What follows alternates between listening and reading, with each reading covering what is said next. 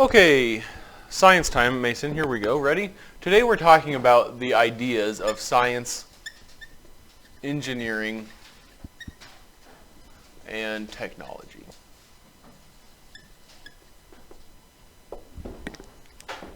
Science, engineering, and technology.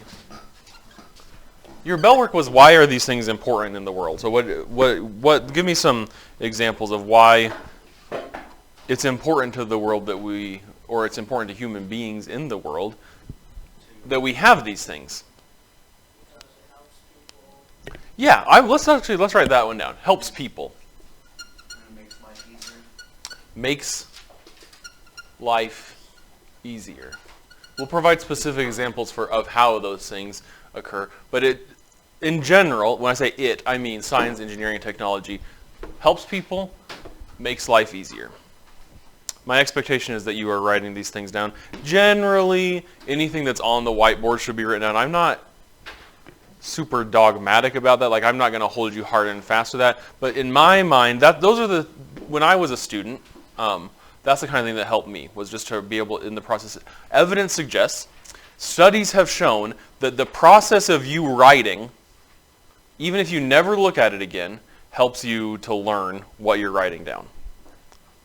An example of that would be like, and this is science, so it's good for us to talk about this, but an example of that is like, if you write bananas on the grocery list, even if you never look at the grocery list again, you're more likely to remember bananas just because you wrote it. So I like for you to take notes over this, and I really like for you to be involved in the discussion, which it seems like you are, so I appreciate that. So science, engineering, and technology help people, they make life easier. Anything else?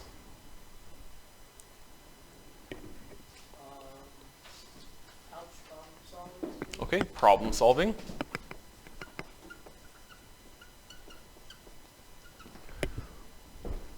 Let's take a second, and now that we have these ways that we, you could say, use these different topics, let's define each of them. What is science? I want this in your own words. God bless you. I don't want to hear what your books or what your explorations say. I want to hear your own words. What is science, Mason? I like that a lot, though.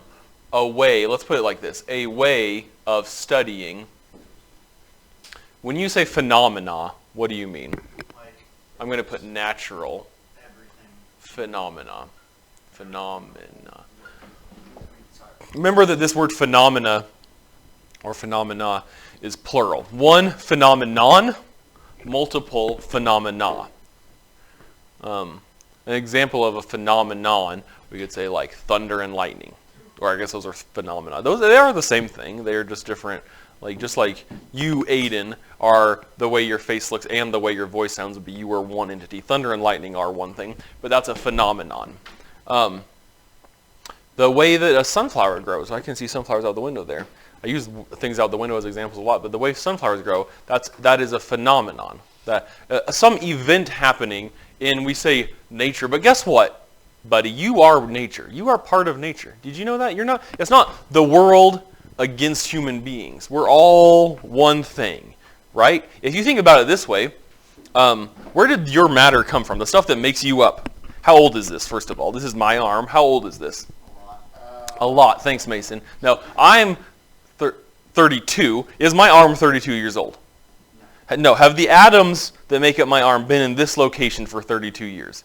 No, that's crazy. Have the cells that are currently making up my arm been in existence for 32 years? No. Am I really, in any way, am I the same object as I was when I was born? Not really. So what makes me me? Well, that's a whole different discussion. But my point is that where did that matter come from? When I was first born, where did the matter come from? Yeah, but it wasn't like, I mean, you know how this works. It wasn't like I was instantly fully formed when my mom gave birth to me, right? Like, I was slowly built up over the course of 10 months by primarily the food that my mom was eating. That's how your body grows. Even now, that's how your body grows. And when I say grow, I don't just mean how you get taller. You might never get taller. Or how much wider you get. You might never get wider. But there is continual growth happening in your body, and that is made of the matter of planet Earth. You are part of planet Earth. It's not human beings against the planet. You are part of this planet. Does that make sense to you? You are, in a way, a natural phenomenon.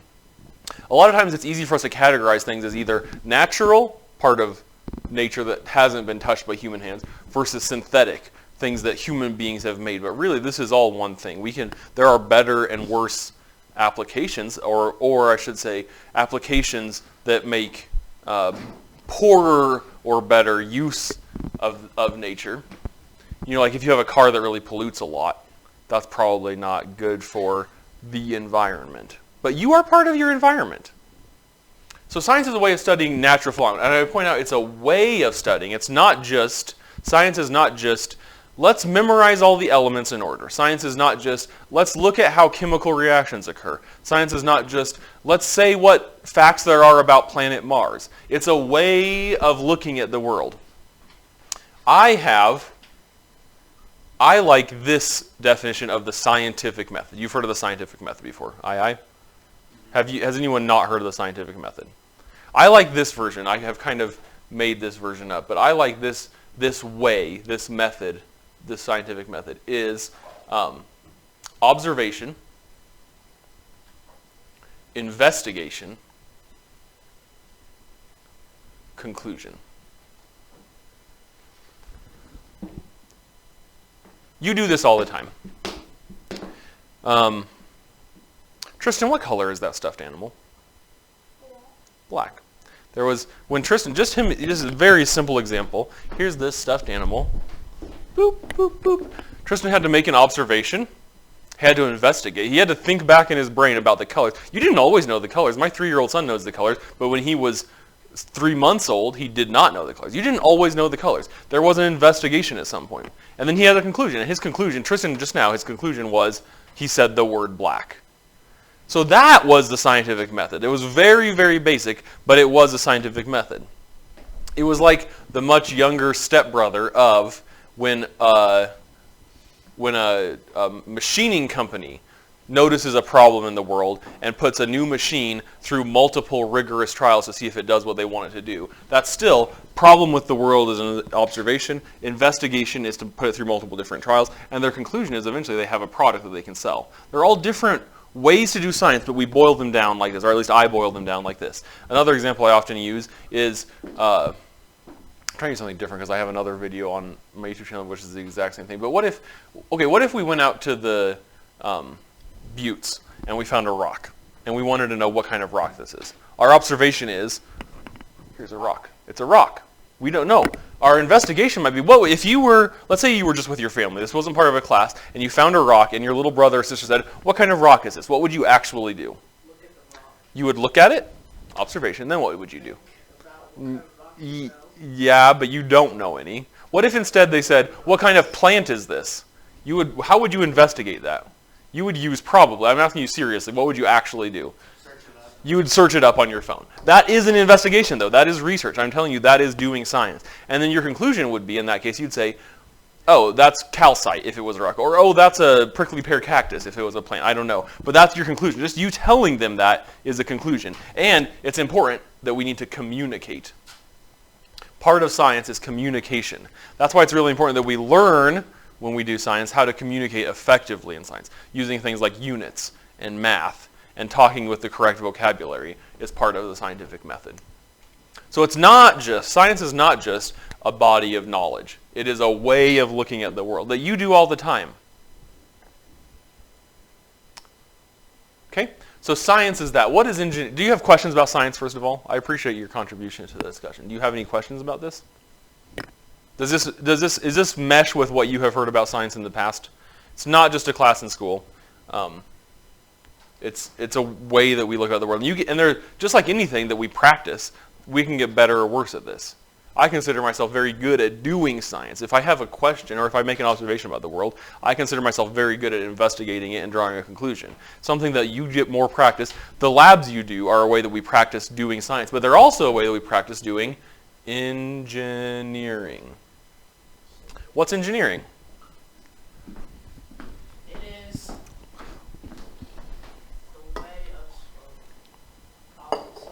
Okay. It's not just building, but a way of, let's say, designing solutions. Because they're not always building something. A lot of time we think of engineers as people who design like bridges or houses or culverts or whatever, but it's a way of designing solutions, because there are chemical engineers who design chemical solutions. Pharmacies or pharmaceutical companies, when they design new drugs to help people. Hey, have you ever had a problem with your body? Raise your hand if you have a problem with your body. Keep your hand up if you have allergies. Yeah, so at least half of the people in this room are allergic to something. And the main way that we deal with those allergies, usually, is some kind of chemical solution. Either an anti-allergy medicine, or maybe there are even now cures for allergies, where you get a treatment that is designed to help you not have those allergies anymore. And that was a chemical solution. That was an engineered solution. Even though it wasn't building a bridge, it was a way of designing solutions.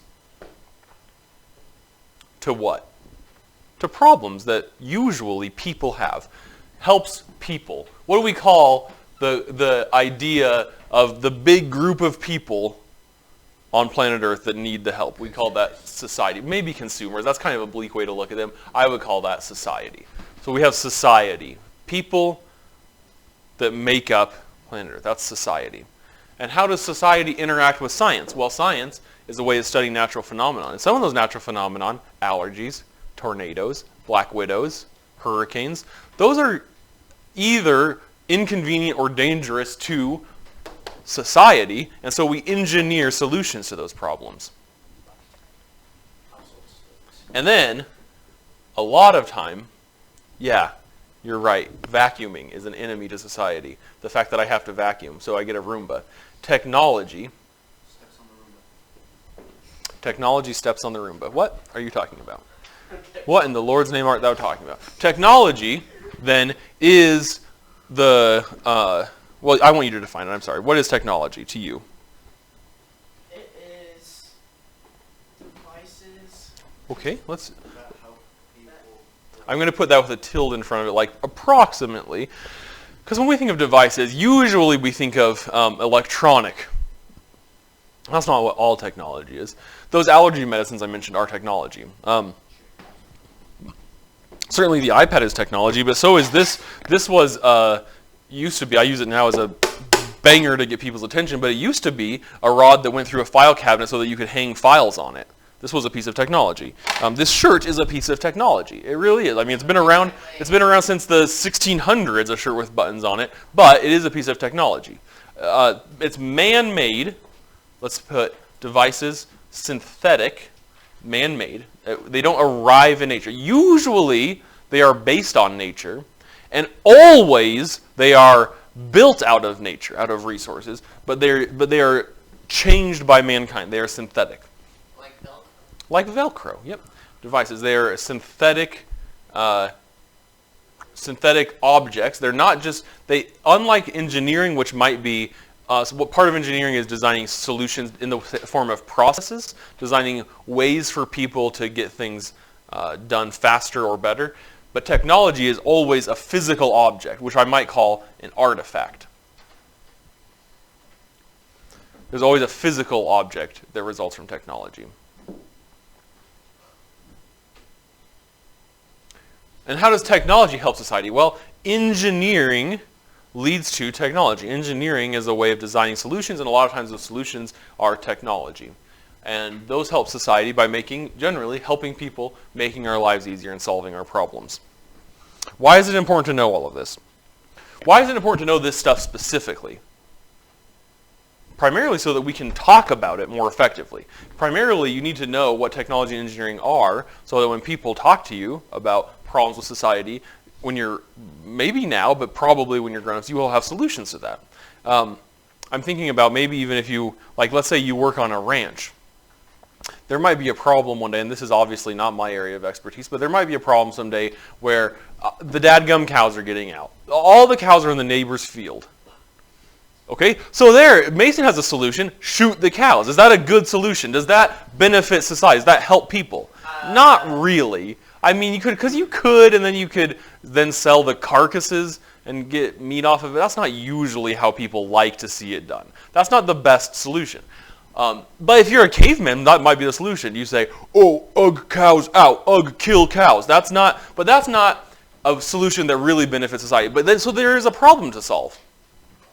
You might even engineer a problem. What might that look like? Well, maybe it's not just that the fence was broken. Maybe there's a place where the water always washes out these two fence posts, and then the fence goes down the gully with them. So now there's a problem, and we need to use engineering to solve it. Well, we might shore up that little area where the fence posts are. We might use technology to get deeper and better fence posts, or maybe more solid fence posts. We might use steel fence posts instead of wood ones. That would be an example of technology. But even problems that we normally think of as non-scientific, like as you're solving that problem, you're not thinking, oh, science class taught me about the molecular weight of radium or whatever. So you don't normally think about what I'm talking about now as science, but it actually is. It's a way of looking at the natural world, designing solutions about it, and then implementing artifacts that were designed maybe by you, but probably by other people to help solve that problem. And does that help society? Well, it certainly helps them more than shooting the cow. And that helps society because then those cows live longer and ideally happier lives. They produce more and ideally better meat, so more people can be fed, and that helps society. The last thing we're going to talk about here is two last things. We're talking about, I say this a little bit, but these objects always consume natural resources. And you learned about natural resources when you were in, I think, probably 6th grade. Did Mrs. who? McKillop. Did you learn about, oh no, you probably learned about natural resources from Mrs. Murray because you had science class with her. And you did learn about those then, right? Yes. Okay. And you would learn about them maybe a little bit more in 7th grade science. And we do talk about natural resources in this class, but that's not really, there is a unit of our HMH curriculum that is about natural resources, and it's not one of the ones we do in 8th grade science, but you should still be aware of these. And technology consumes natural resources. How do we get natural resources from the environment? Wait, remember, you are part of the environment, but how do human beings, part of the environment, get natural resources for their own use out of the environment? Chop them, mining them, harvesting them. There's usually some kind of technology to aid in the acquisition of resources, which helps make new technology. If you, Minecraft Steve, land on a planet all to yourself, you don't instantly have the tools you need to get the wood, to get the iron, to get the gold, whatever it is. You don't have those tools. You need to first use resources to make technology to get more resources, to get more technology, etc. It's a cyclical process. Cyclical meaning it forms part of a cycle. We start with resources, leads to technology, leads to society, which needs more resources, which then develops more technology, which then helps society. It's cyclical. The process is cyclical, and it uses resource. And furthermore, the development of technology itself is cyclical. Do you think a dry erase marker was designed first, or do you think parchment and quills were designed first? Quills and parchment. The dry erase marker is kind of like the great-great-great-great-great-grandson of parchment and quill. People, for as long as there's been recorded human history, people have needed instruments to write with. The ancient Mesopotamians used clay tablets, like wet clay, and they would press reeds into it. That was their alphabet. The Greeks would use a wax tablet, and they would carve into it with wood. The Egyptians made papyrus paper and wrote on it with blood or ground up iron dissolved in water, or not dissolved in water, but mixed with water. All the different cultures had a different way of writing. And then eventually, I need to write too. Why am I doing all this? This is so that I can record my thoughts and convey them to you, so I can communicate. People have always needed to do that. As long as people have been able to communicate, people have needed a way to write down what they're going to communicate. And the way that we do that has progressed through the year. It wasn't that one day, caveman, again, to use my caveman example, came across in the wild a dry erase marker and said, "Oh, Ugg now can teach class." That did not happen. This is the product of other technology, which was the product of other technology, which was the product of other technology, going back 5,000 years to the first invention of writing.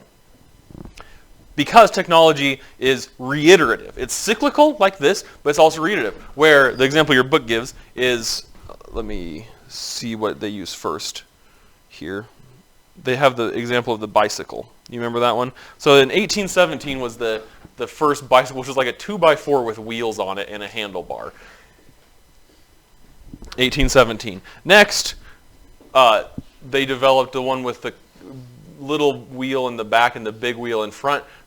And then the idea was, and there was pedals now, the idea was so on this one, I guess this is pretty much just like my son's little practice bike where he just like basically walks on top of a bike, was this one. And then in the 1890s, there were pedals on the front, which you could use to turn that wheel. And the wheel in the front was bigger so that you could, for every turn, you could go a little bit further than you would have if you were walking. And then in the, oh sorry, I missed one. In the 1870s, first was the one with the great big wheel. You know this one, with the old-timey guy on it. This is the 1870s. So it actually goes like this, and then that to down there. But this one, there were not pedals, or there were pedals, but there wasn't a chain, and there certainly wasn't a gear system. And so you wanted a big wheel on front so that for every time you turned the wheel with your legs, you would go a lot farther than you would have if you were walking that same step, because you would go the whole distance of the circumference of this circle. But then that was kind of dangerous because you fall down, break your crown. In the 1890s, then the pedals and the chain system were invented. So now, sorry, the pedals should be here in this one. Let me just erase this leg. The pedals are here, and there's a chain system that drives this back wheel. And so now, the back wheel's turning, and there's gears so that for every one rotation of your pedal, you might get 3 rotations of this back wheel, for instance. And then that leads to today's modern bike, which is a notoriously difficult thing to draw. I've already messed it up. Bike. It's reiterative. Technology leads to new technology, leads to new technology, leads to new technology. Pretend this is a good drawing of like a mountain bike. So technology are the artifacts that are developed from engineering, which is a way of designing solutions, to science problems from the natural world. Remember, you're part of the natural world. And these 3 things all together help people, which we call society, make life easier, and they help us solve problems. Do you have any questions? Say your questions. Say them now. Question.